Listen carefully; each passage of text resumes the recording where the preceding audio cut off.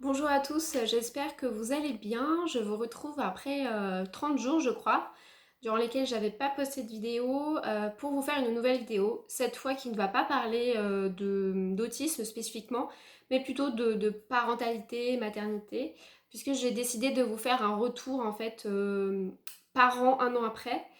Un peu mon retour d'expérience et toutes les questions que je me pose, ma réflexion qui sera aussi en lien avec un petit peu quand même le fait d'être neuroatypique, d'être autiste, mais pas que, c'est une réflexion plus large. Voilà, donc c'est une vidéo un petit peu particulière. Là honnêtement j'avais envie de faire une autre vidéo, enfin sur un sujet vraiment en lien avec l'autisme, et j'ai senti que là en fait j'avais besoin de vider mon sac là, il fallait que ça sorte, donc j'avais envie de partager ces réflexions avec vous, aussi parce que j'aurais peut-être aimé moi, qu'on m'en parle un petit peu avant que mon bébé naisse et qu'on m'explique un petit peu tout ce qui pouvait potentiellement m'arriver dans cette première année de la vie de mon bébé. Voilà, donc c'est une vidéo juste partage que vous pouvez, voilà, que vous prenez comme vous voulez, hein. Si vous n'êtes pas intéressé par le sujet, il n'y a pas de souci. Mais cette vidéo, elle s'adresse quand même à tout le monde, hein, je tiens à le préciser. Donc voilà, donc pourquoi j'ai voulu faire une vidéo sur ce sujet aussi, mais parce que en fait ça a été compliqué pour moi cette année.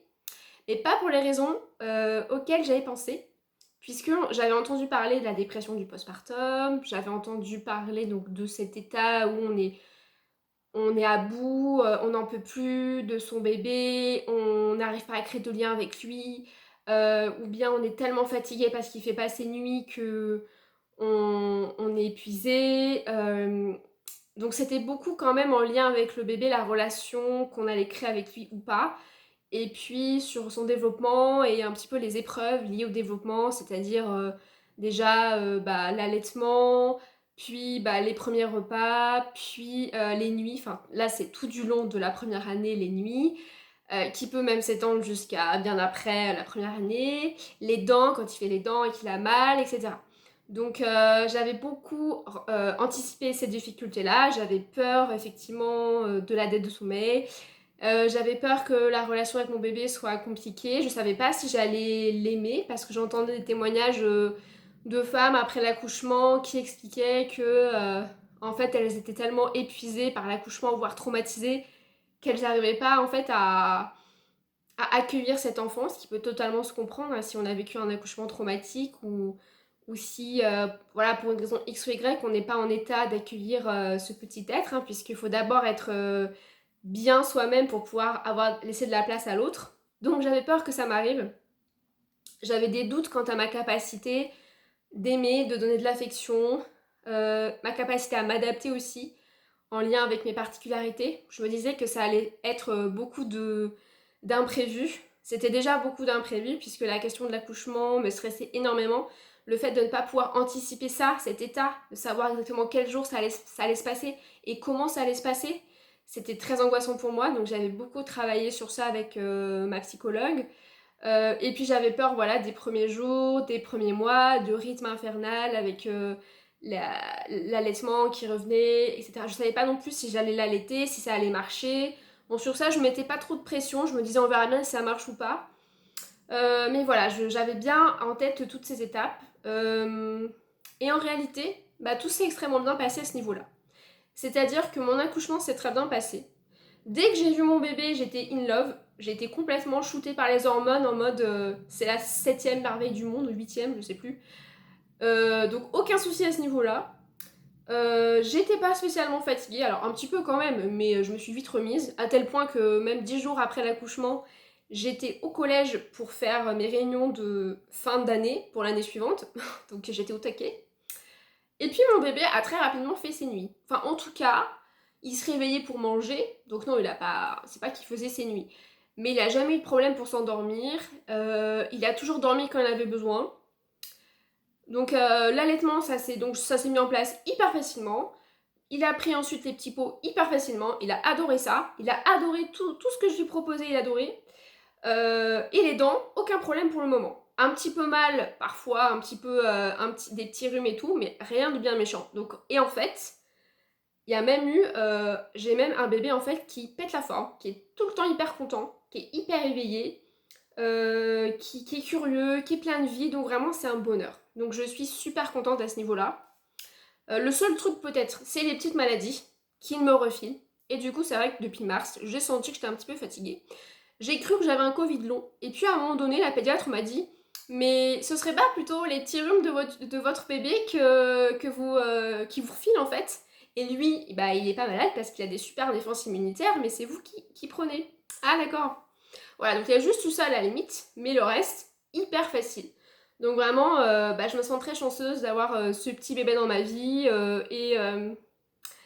bah, j'ai eu de la chance, voilà. Après, j'ai aussi tout fait pour que tout se passe bien pour son entrée dans le monde. J'ai beaucoup travaillé sur moi avant. J'ai eu un suivi psy assez régulier.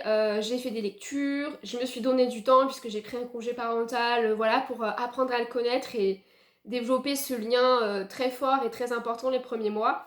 Donc finalement, les difficultés ne se sont pas produites à ce niveau-là. En fait, c'est un peu comme dans l'autisme, c'est-à-dire les difficultés, ça a été l'environnement, ça a été la société, ça a été le cadre. Déjà, j'ai été assez étonnée par, si vous voulez, quand vous êtes enceinte, alors peut-être pas au début, c'est vrai que j'avais fait une première vidéo durant laquelle j'évoquais le fait que, soi-disant, quand on est enceinte, on est un petit peu idéalisé, un petit peu mythifié, les gens font attention à nous, ils ont peur, ils nous laissent la place. Non, pas vraiment. Alors ça arrive, moi ça m'est arrivé à la fin, vraiment à la toute fin, parce qu'en même temps j'avais un ventre énorme, donc je pense que les gens avaient un petit peu peur aussi. Mais il a fallu du temps hein, pour que j'ai un petit peu ces avantages là. Voilà, donc bon, ça s'est pas totalement passé comme ça. Néanmoins, au niveau du suivi, j'étais quand même bien suivie par ma sage-femme, le gynéco de la maternité, ma psychologue, le psychologue de la maternité. Tout le monde faisait attention à ce que ça se passe bien. Ils étaient attentifs à moi et à mon état. Donc c'était quand même assez valorisant. Je me sentais assez coucounée, c'était agréable. Et puis quand mon bébé est né, bah en fait les premières questions qu'on me posait c'était comment va le bébé. Et finalement moi, bah c'était un petit peu mis à l'arrière-plan. Donc là ça a été le premier truc où je me suis dit bon ok c'est bizarre, et pourtant j'étais dans une maternité comment dire, je vais pas dire progressiste mais attentive au bien-être, à la voilà une prise en charge très physiologique etc. Donc un truc quand même j'avais fait attention, un truc très safe qui respecte les mamans. Bon l'accouchement s'est très bien passé à ce niveau-là, pas de violence gynéco etc. obstétricale, rien de tout ça. Donc à ce niveau-là j'ai eu de la chance. Par contre c'est vrai qu'il manquait la prise en charge psy. C'est-à-dire que même si effectivement mon bébé, enfin même si moi j'allais bien, j'avais pas comment dire, de marque extérieure de détresse, en fait ils m'ont pas posé la question non plus. Donc j'aurais très bien pu aussi intérioriser. Et je trouve que ça fait quand même un choc d'accoucher, d'être maman comme ça, et c'est bien juste de poser la question. Et après j'ai vu dans mon rapport écrit quand je suis sortie qu'ils avaient marqué dans le rapport la maman va bien. Mais bon, ils l'ont supposé ça, ils m'ont pas posé la question. Donc voilà. Donc à aucun moment on m'a posé la question comment ça va. Et en fait quand on arrivait dans la chambre et qu'on me demandait comment ça va, eh bien moi je parlais de moi au début. Je disais bah ça va, j'ai bien dormi, j'ai bien mangé, ça va, je récupère. Et en fait là on me reprenait, on me disait non mais le bébé, pas vous. Et voilà, mais moi naturellement je pensais d'abord à moi. Et ça me paraissait logique qu'en premier lieu il fallait que la maman aille bien pour que le bébé dont la maman prend soin aille bien aussi. Mais bon, cette logique n'était pas la leur apparemment. Bon après ils ont quand même été super, j'ai été chouchoutée pendant 5 jours, parce que je suis restée, même 7 jours je suis restée, donc je suis restée assez longtemps. Mais voilà, pas de prise en charge psychologique. Et ensuite, bah, on est rentré chez nous. Et en fait, comme mon bébé allait très bien, qu'il avait pris énormément de poids, qu'il pétait la forme dès le début, qu'il était calme dès le début, bah finalement, voilà, personne ne s'est trop inquiété, ni eux, ni ensuite à l'extérieur, la sage-femme qui me suivait, etc. Et c'est vrai qu'on s'est retrouvés quand même un petit peu, mon compagnon et moi, livrés à nous-mêmes. Bon, il faut savoir que mon compagnon et moi, on ne peut compter que sur nous-mêmes. On n'est pas, comment dire, on n'a pas de relais extérieur. Donc ça, j'en avais parlé d'ailleurs au psychologue de la maternité. J'avais dit ça m'inquiète un petit peu le fait qu'on soit que tous les deux pour notre petit bébé. Est-ce que ça va pas être trop un moment? Est-ce qu'on va pas avoir besoin quand même de quelqu'un? Où est-ce qu'on peut trouver cette aide? Bon, il avait un petit peu relativisé le truc, mais non, ça va aller et tout. Bah en fait, et bim, 8 mois après, il y a eu un gros craquage à ce niveau-là, parce qu'effectivement, ce que j'avais anticipé, c'est-à-dire le fait qu'on avait besoin de soutien à un moment donné, s'est produit. Et donc là, ça a été très difficile pour nous. Voilà, mais néanmoins, quand on est rentré, notre bébé allait très bien, nous on était très heureux, moi j'avais bien récupéré. Ah, je me rappelle quand même d'une scène assez folle quand même. À la maternité, il y a une ostéopathe qui passe, et en fait j'avais assez mal au dos par rapport à ma péridurale. Donc je lui dis, j'ai mal au dos, est-ce que vous pouvez regarder? Et là elle me dit, non, ici, non, c'est que pour les bébés. Ah d'accord. Voilà, donc juste ça me revient en tête. Mais pour vous dire à quel point quand même ça allait loin dans le truc, c'est le bébé qui compte, et puis bah vous passez en deuxième. Et donc ça me dérange un petit peu ce positionnement, d'autant plus que c'est vrai que ça génère aussi de la culpabilité chez moi et peut-être chez d'autres mamans, de se dire ah je pense à moi, c'est pas normal de penser à moi, je suis égoïste, je suis narcissique, parce que moi j'ai vite fait de me sentir narcissique et égoïste, vu qu'on me l'a un peu balancé quand j'étais enfant assez de manière régulière. Voilà, comme gaslighting, c'était absolument pas vrai, mais on me l'a souvent dit pour me manipuler, etc. Donc c'est vrai que j'ai vite en fait tendance à me faire à culpabiliser par rapport à ça et à me faire peur par rapport à ça. D'ailleurs, à tel point que quand j'étais enceinte, je faisais mes cours de psychologie et que je m'étais même posé la question d'arrêter mes cours parce qu'en fait, j'étais égoïste de me consacrer à une discipline intellectuelle alors que j'étais en plein travail psychique et physique et que c'était pas sérieux, etc. Mais en fait, après, je me suis rendu compte que non, non, je pouvais très bien continuer mes cours, je pouvais même continuer à travailler, que ma vie n'allait pas s'arrêter parce que j'avais un bébé dans le ventre, même s'il fallait faire attention. Voilà. Bref, et donc on est rentré chez nous, et en réalité, bah, j'ai eu un gros baby blues dès le jour le lendemain en fait de ma sortie de la maternité. Parce que j'avais la montée de lait par rapport à mon allaitement, et ça en fait personne ne m'avait informé du baby blues. Il faut savoir que j'avais fait tous les cours de préparation à l'accouchement avec ma sage-femme. Donc pour ceux qui ne savent pas, vous avez droit à 8 cours, je crois, environ de préparation à l'accouchement et à la naissance avec une sage-femme qui peut se faire en individuel ou en groupe. Et moi, j'avais fait tous les cours. Donc je savais tout sur l'accouchement, sur le rythme du bébé, l'alimentation du bébé, les premiers soins du bébé, tout. Par contre, pour moi et mon état physiologique et psychologique, rien. Donc en fait, je n'ai pas compris ce qui m'arrivait. J'ai cru que je faisais une dépression, j'ai eu très peur. Donc je crois que j'ai écrit un message à ma sage-femme qui m'a dit rassurez-vous, c'est le baby blues. Mais bon, j'aurais bien aimé être informée de ça à la maternité, m'en ont pas parlé non plus à aucun moment. Et puis, j'ai pas non plus eu de cours sur la dépression postpartum. Enfin, on m'a pas informé de cette possibilité que je fasse une dépression postpartum, alors que j'étais quand même à risque. Parce que j'avais des antécédents psychiatriques, enfin, j'avais une anxiété chronique. Donc, quand même, j'étais plus sujette que d'autres à la dépression. Du fait de mon histoire familiale, quand même très compliquée, puisque j'ai coupé les ponts avec ma famille, donc c'est quand même pas rien. Ça pouvait remuer un peu des choses. Et aussi parce que j'ai un métier très, bon, comme on dit, à fort risque psychosociaux, hein. C'est-à-dire un métier très stressant qui peut du coup bah, déclencher une dépression postpartum. Et donc ça, bien sûr, j'ai pas du tout été informée. Bon, par chance, j'en ai pas fait. Mais après, j'ai quand même identifié des mouvements où j'étais un peu comme ça au ralenti, un peu mal, je voyais un peu tout en noir. Et je pense que c'était quand même hormonal. Il y avait quand même un truc hormonal qui se passait. Et c'était beaucoup plus subtil et beaucoup plus cyclique que juste paf, une dépression qui tombe d'un coup du jour au lendemain. C'était une espèce de mouvement, de glissement où je me sentais comme ça, un peu étouffée, je voyais un peu tout en noir, tout dans le brouillard. Et puis hop, après ça allait mieux. Et vous voyez, mais c'était quand même des petites choses, bon, on est un petit peu vulnérable quand même après un accouchement, hein. D'ailleurs, on dit que le postpartum ça dure 3 ans, c'est pas pour rien. Donc voilà, très étonnée de ne pas avoir été informée concernant ces étapes malheureuses qu'on peut vivre en tant que jeune maman. Pas informée non plus bah, des suivis que j'aurais pu avoir, c'est-à-dire que ça, j'aurais pu en fait apparemment avoir une prise en charge chez une sage-femme, j'étais pas informée. J'étais pas informée de l'existence des doulas qui sont en fait des femmes qui justement accompagnent les femmes d'un point de vue psychologique et puis accompagnent aussi un peu leur vie de jeune maman, répondent à leurs questions sur la parentalité, voilà. J'étais pas non plus informée de ces personnes. Donc j'ai un peu manqué d'informations. Heureusement, c'était facile avec mon bébé, mais en fait, ce qui s'est passé, c'est que j'ai été très vulnérable dès qu'on est sorti à l'extérieur, parce que j'avais un petit peu peur, vu que c'était un tout petit bébé, et je ne savais pas si c'était si c'était pas dangereux de sortir avec ce petit bébé dehors, en fait. ma notion du danger, ma notion de ce petit être fragile qui était sous ma responsabilité faisait que je me posais des questions, j'étais inquiète. Voilà, donc après, ma psychologue m'avait dit que je pouvais sortir, qu'il s'était même recommandé de sortir avec un bébé, de lui faire prendre un peu l'air. Bon là, c'était en pleine canicule au mois de juillet, donc on sortait en fin de journée. Et en fait, rapidement, on a croisé des premières personnes.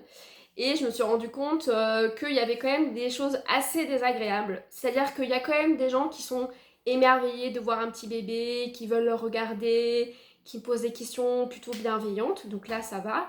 Mais on a aussi eu des gens qui, sous prétexte que vous avez un bébé, ils se permettent, en fait, ils se sentent concernés. Donc ils viennent comme ça. Alors au début, ils sont là, oh, il est mignon, hein. Et puis après, ça dérape très vite en, mais est-ce qu'il a pas froid, il a assez mangé, le petit chapeau, c'est pas un peu trop petit, est-ce que c'est pas, il est pas trop fatigué pour faire cette balade, voilà. Donc ils vous posent des questions comme si c'était des assistants sociaux en herbe. Et puis eux aussi, en fait, ils projettent cette fragilité du nourrisson. Et en fait, parfois, je me baladais avec mon bébé de 2 mois. Et les gens, en fait, ils le voyaient. Et comme il était assez grand, mon bébé, ils me demandaient oh, mais il a quel âge? Et quand je disais 2 mois, ben, en fait, là, les gens avaient un mouvement de recul. Enfin, ça m'est arrivé une fois, mais c'est vraiment flagrant. La personne a reculé et elle a dit 2 mois et il est dehors à 2 mois. Et donc, ça, c'est vrai que quand on est jeune maman et qu'on n'a eu aucun suivi psy et qu'on n'a pas vraiment été informé et qu'on ne sait pas trop qu'on est comme on dit primipare, c'est-à-dire c'est les mamans d'un premier enfant, bah c'est vrai que moi ça m'a un petit peu bouleversée, ça m'a un petit peu remise en question. Et ça c'est arrivé plusieurs fois que les gens nous regardent d'un mauvais œil et même nous dévisagent un peu, voire nous observent, nous scrutent. Donc à un moment donné, bon, mon bébé avait sa tétine, et puis la tétine tombe par terre, mais bon, du bon côté. Donc je la ramasse et je lui remets à la bouche.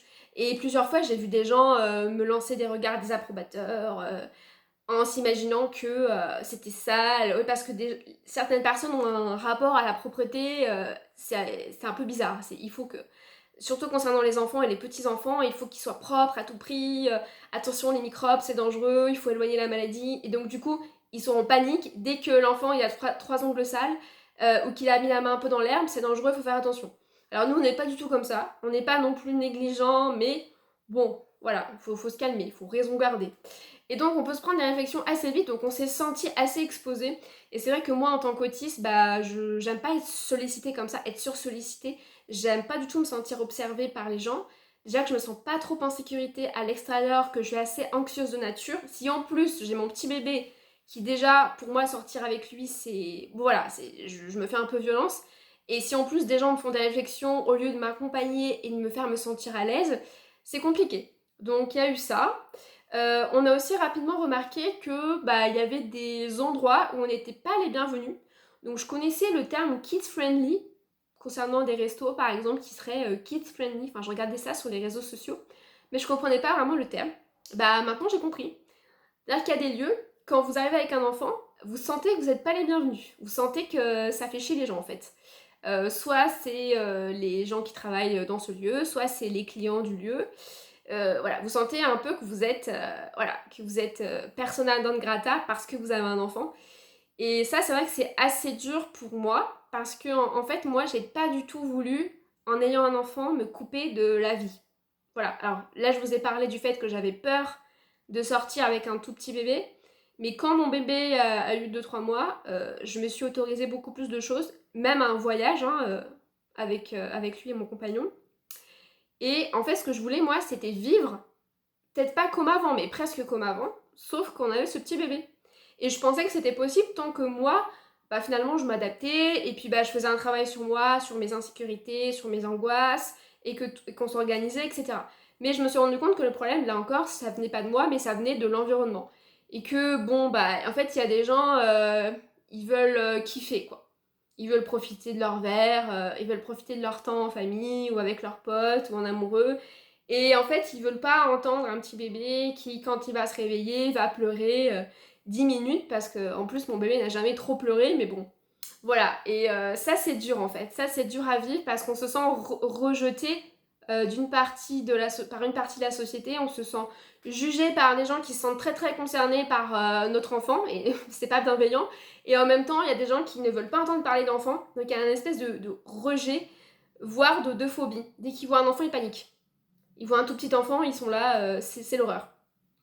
Et encore, je peux comprendre qu'il y a des gens qui veulent pas d'enfants, et moi je respecte ça tout à fait, et je comprends, mais de là à ce qu'on se sente stigmatisé et rejeté à ce point, et qu'on se sente mal à l'aise, et que les gens nous faudra du regard parce que notre enfant pleure, comme si on le faisait exprès. Et en fait, ça, c'est vrai que ça m'a rappelé plein de scènes dans ma jeunesse où moi-même, j'étais exaspérée quand je voyais une mère avec son gosse qui hurlait à la mort, et en fait, moi-même, je me disais, mais qu'on l'achève, en fait, j'en pouvais plus. Et je me disais, mais franchement, c'est l'horreur, moi jamais j'aurai d'enfant. Et en fait, j'avais des idées comme ça très sombres. Et puis aussi concernant la mère, très culpabilisatrice. Elle sait pas gérer, son enfant il est malheureux, elle sait pas s'en occuper, qu'est-ce qu'elle fait là, etc.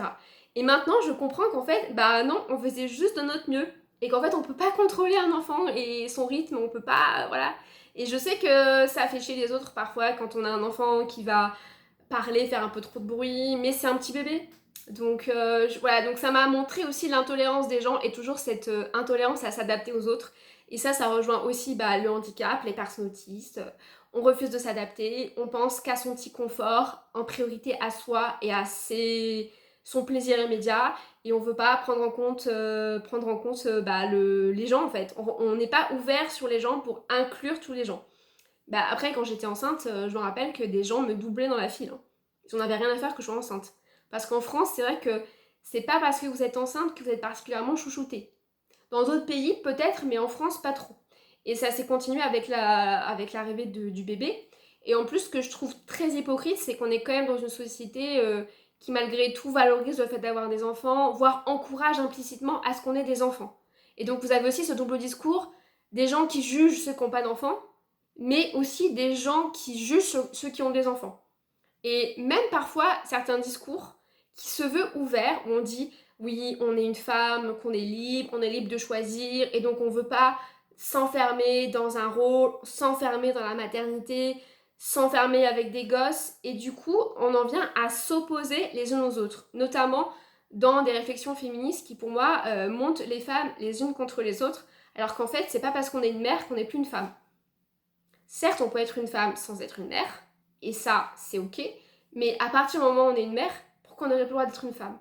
Donc ça, c'est quelque chose qui m'a aussi choquée, où je voyais que presque c'était mal vu que je sois mère, comme si je devenais soumise, ou comme si c'était rétrograde d'être maman. Alors qu'en fait, moi, j'ai tout un parcours qui en fait que ça m'a amenée à être mère, et ça m'a pas empêché d'avoir envie d'avoir de la liberté. Et quand je la prends, cette liberté, c'est comme si on me le faisait payer. Ah non, t'es mère, donc maintenant, tu sors de là. Tu vas pas boire des coups dans le bar. Parce que t'es mère, t'as pas le droit de faire les deux. C'est un petit peu le discours implicite quand même parfois.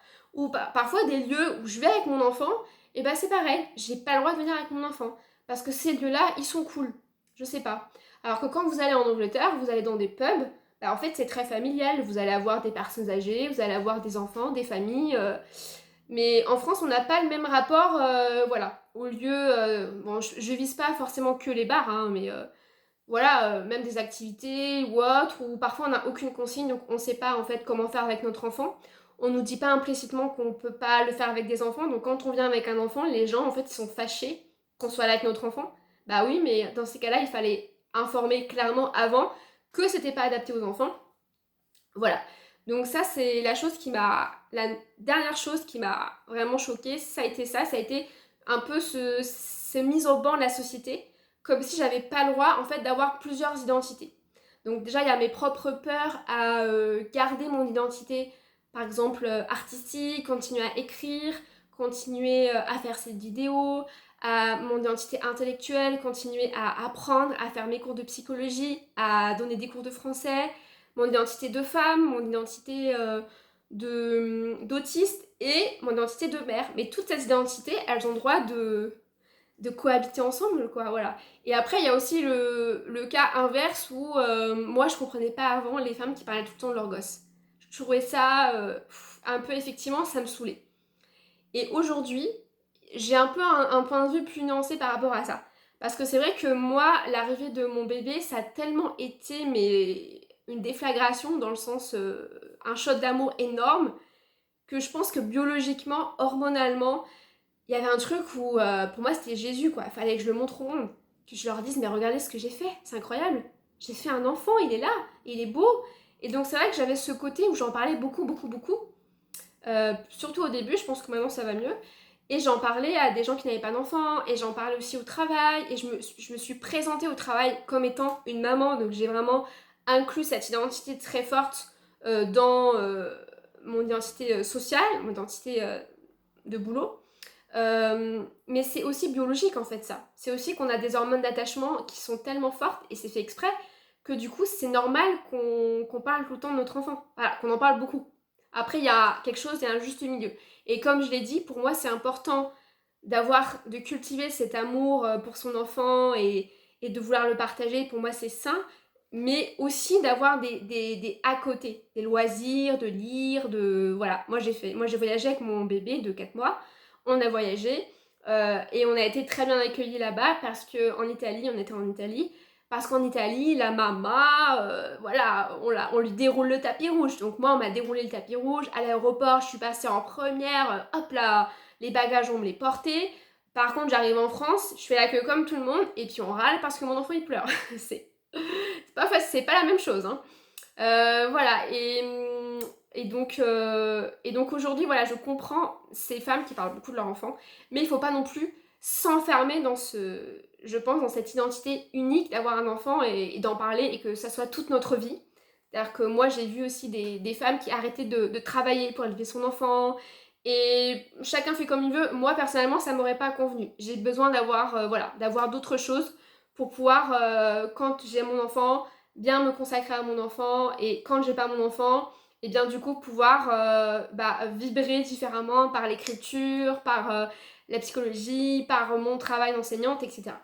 Mais voilà, j'ai trouvé que les mentalités, c'est plus compliqué que ce que j'aurais cru, parce que je pensais que quand même en étant parent, en France en 2023, il y avait des structures qui étaient mises en place pour les parents. Il y avait une mentalité qui faisait que les parents étaient inclus dans la société.